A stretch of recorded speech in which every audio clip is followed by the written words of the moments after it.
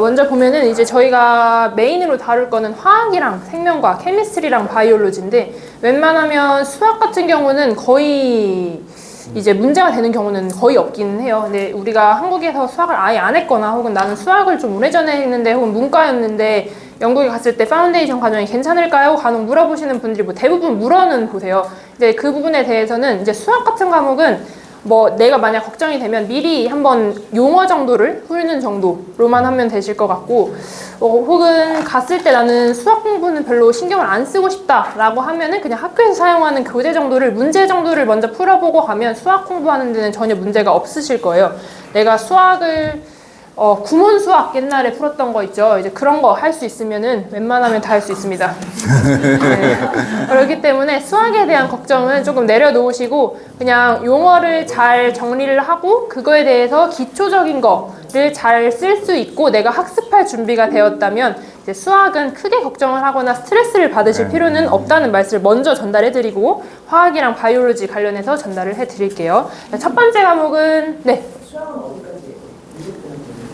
수학은 이제 미적분이 나오기는 하는데 이제 우리가 이과에서 나오면 다항함수를 넘어서 삼각함수의 미적분도 나오고 여러 가지 함수에 대한 미적분이 나오는데 파운데이션 과정에서 다루는 미적분은 다항함수의 미적분 정도까지만 나오기 때문에 거의 우리나라 문과 수준 플러스로 통계랑 벡터의 아주 기본적인 부분이 들어간다고 생각하시면 됩니다.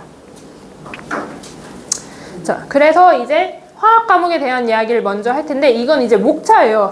이제 거의 대부분의 학교에서 채택한 목차입니다. 노팅엄 파운데이션에 있는 이제 화학 과목을 목차를 이제 기준으로 하긴 했지만 뭐 유클란이나 혹은 다른 학교도 거의 비슷해요. 첫 번째 보시면은 아토믹 스트럭처라는 것이 나오는데 우리가 아까 전에도 제가 언급했다시피 우리 세상의 화학에서 보면은 원자라는 단위로 이루어져 있는데 사실은 원자라는 단위로 이루어져 있는 게 아니라 원자 안에 중성자, 양성자, 전자 이렇게 세 가지로 나누어져 있어요. 걔네들이 어떤 역할을 하고 뭐 걔네들이 원자 번호가 무엇이니 질량 번호가 무엇이니 이런 기초적인 거를 포함해서 설명을 하는 게 첫 번째 단원이고 두 번째가 본딩 앤 쉐입. 그래서 이게 우리가 원자끼리 결합을 했을 때 혹은 분자끼리 결합을 했을 때 어떤 힘이 생기고 어떻게 결합을 하고 뭐 결합의 종류는 무엇이 있고 걔네가 결합을 해서 어떤 모양을 이루고 입체 상황에서는 그래서 그런 것들을 배우는 것이 2단원인 본딩과 쉐입 단원이고 세 번째 단원이 에너제틱이라고 불리는 에너지학이죠. 그래서 우리가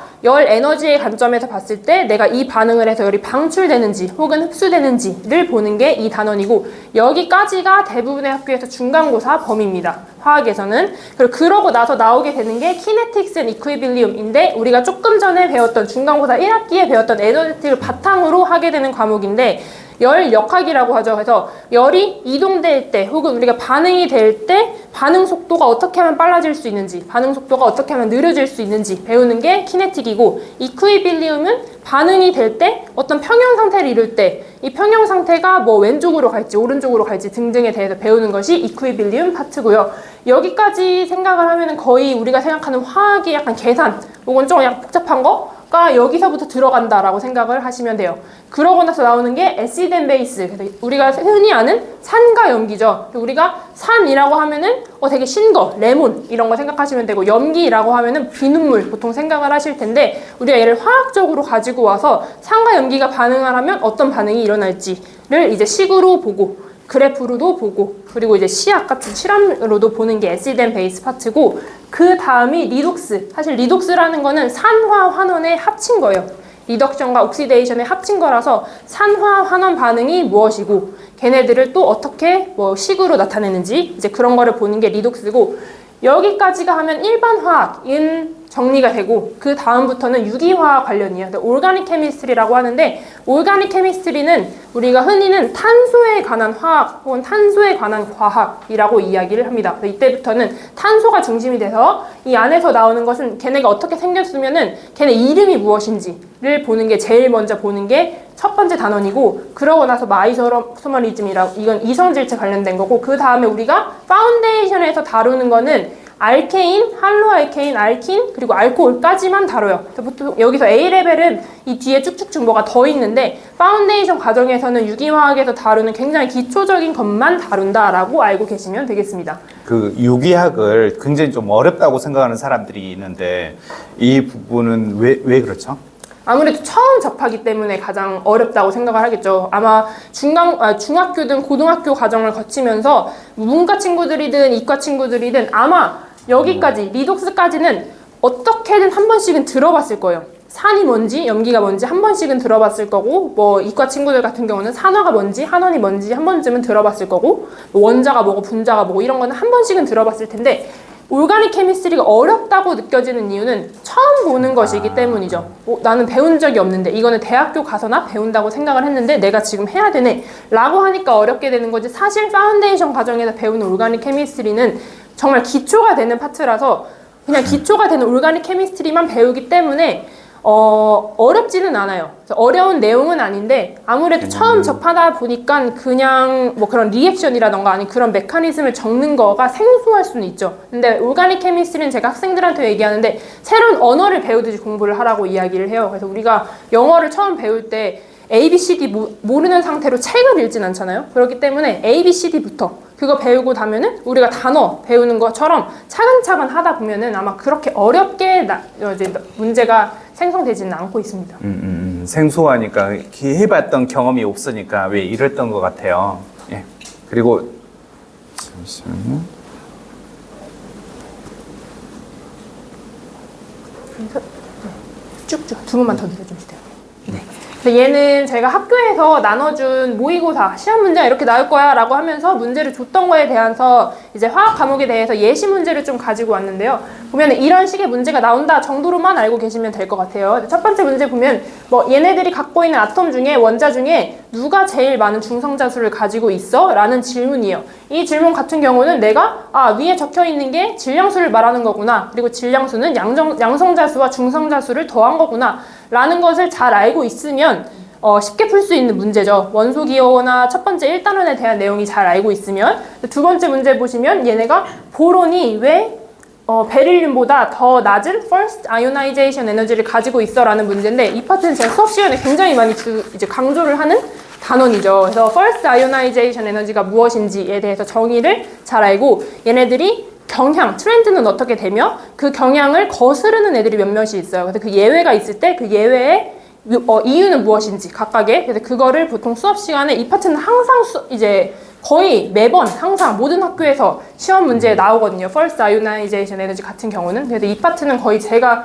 에세이를 쓰는 형식으로 과제를 항상 주고 제 마음에 들 때까지 계속 다시 써오라고 하거든요. 그래서 이 파트는 꼭 알고 넘어가야 되는 파트이기 때문에 이제 항상 이런 식으로 나온다라는 거 알고 있으면 되고, 이런 문제 같은 경우도 마찬가지로 뭐 이산기체 방정식이 안에서 주어지고 그 안에서 단위 변환하는 거, 지금 여기 보면은 데시미터 세제곱이라는 단위가 있는데 처음 보시는 분들도 있을 거예요. 한국에서 공부하신 분들이 화학을 어려워하는 첫 번째 관문이 데시미터라는 단위거든요. 단위가 우리는 센티미터, 뭐 미터, 뭐 밀리미터 정도만 알았지 데시미터라는 단위를 처음 보시는 분들이 많아요. 거기에 이제 세제곱이 붙었죠. 그래서 걔네들을 센티미터로 어떻게 변형을 하는지 이제 이런 거, 기본적인 단위 변환이나 식을 사용해서 계산할 수 있는 정도를 물어보는 문제도 꽤 많고, 그리고 얘도 마찬가지로 우리가 여기서 말한 것과 같이 매스 넘버와 뭐 이제 아토믹 넘버에 대한 정의를 가지고 알고 있으면 쉽게 풀 수 있는 문제라고 알고 계시면 되겠습니다.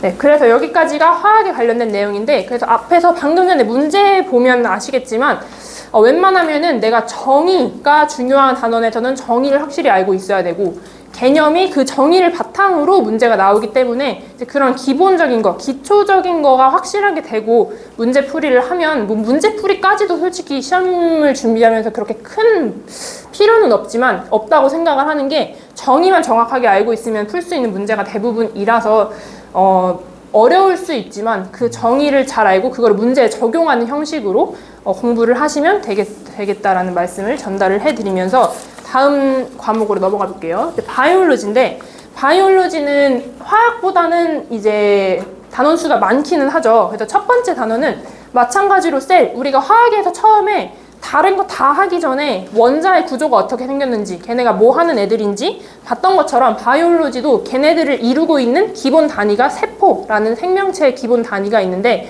그 세포 안에 어떤 애들이 있는지, 걔네들은 각각 어떤 기능을 하는지를 보는 게 첫 단원이에요.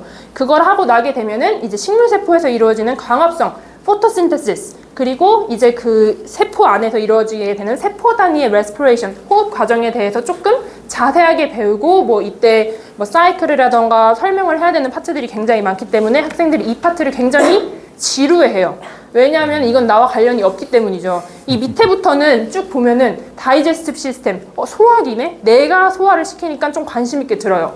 얘도 마찬가지로 밑에는 다 사람과 관련이 있죠. 근데 위에는 두 단원, 포토신테시스와 셀룰러 리스피레이션은 나랑 관련되어 있는 것 같아 보이지도 않고 내가 눈에 보이지도 않고 뭐 내가 써먹을 것 같지도 않고 근데 또 뭔가 외울 게 많아 보이고 하기 때문에 굉장히 지루해합니다. 근데 이 파트가 학교에서 그래서 이제 친구들이 바이올로지 보고 아 이거 정말 너무 재미가 없네 라고 생각하는 파트가 이 파트인데 그래도 이제 큰 그림을 잘 그려가면서 이 파트 공부를 잘 해놓으면 여기까지가 중간고사 범위가 끝나기 때문에 웬만하면은 그러고 나선 좀 재밌게 공부를 할 수 있다라고 생각을 하시면 될 것 같아요. 그래서 그렇게 1학기 때는 거의 바이올로지에서 좀 작은 단위들, 얘네들이 어떻게 일어나고 어떻게 일어나는지를 좀 자세하게 보고 나서 그 다음부터는 좀 크게 보게 되죠. 소화계, 다이제스트 시스템에서는 우리가 음식물을 먹으면 밑으로 나와야겠죠. 나오기까지 얘네들은 어떤 과정을 거치는지를 보는 거. 서큘레이션은 우리 몸에서 피가 돌게 되는데 어떻게 돌게 되는지.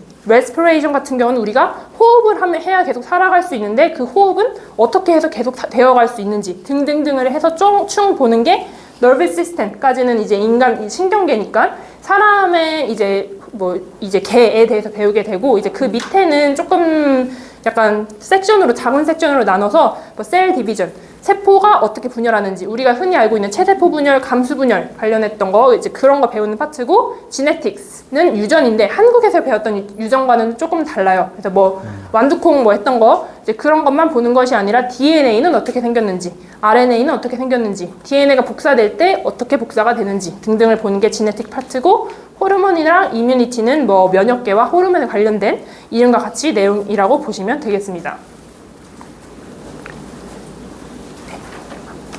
바이올로지도 마찬가지로 제가 예시 문제들을 좀 가지고 왔는데 바이올로지는 화학에 비해서 조금 쓰는 문제가 있어요. 화학은 요즘 들어서는 원래 화학도 거의 다 쓰는 문제여서 설명을 하는 게 굉장히 많았는데 요즘은 거의 컴퓨터로 보기 때문에 ABCD 이제 이런 식으로 멀티플 MCQ로 바뀌었는데 이제 바이올로지는 그래도 아직까지 쓰는 문제, 타이핑을 하겠죠? 타이핑하는 문제로 많이 남아있어요. 일단은 보시면 얘는 세포 구조를 알고 있고 걔네들이 어떤 기능을 하고 있는지 알고 있으면 쉽게 풀 수 있는 문제도 얘도 마찬가지고요. 얘도 쓰는 문제이기는 하지만 어디에서 어떤 세포가 어떤 기능을 하는지만 잘 알고 있으면 쓸 수 있는 문제고 이제 여기 맨 마지막에 보시면은 briefly describe라고 했으니까 얘 같은 경우는 설명을 해야겠죠. 그래서 설명을 하거나 아니면 explain 하라는 문제 같은 경우도 마찬가지로 내가 잘 설명을 해낼 수 있어야 되기 때문에 바이올로지는 어느 정도 내가 아는 지식을 다른 사람한테 괜찮은 용어, 내가 부끄럽지 않은 용어로 설명을 할 수 있는, 전달을 할 수 있는 정도로는 공부를 해야 시험에서 좋은 결과를 얻을 수 있다라고 생각을 하고 계시면 되겠습니다.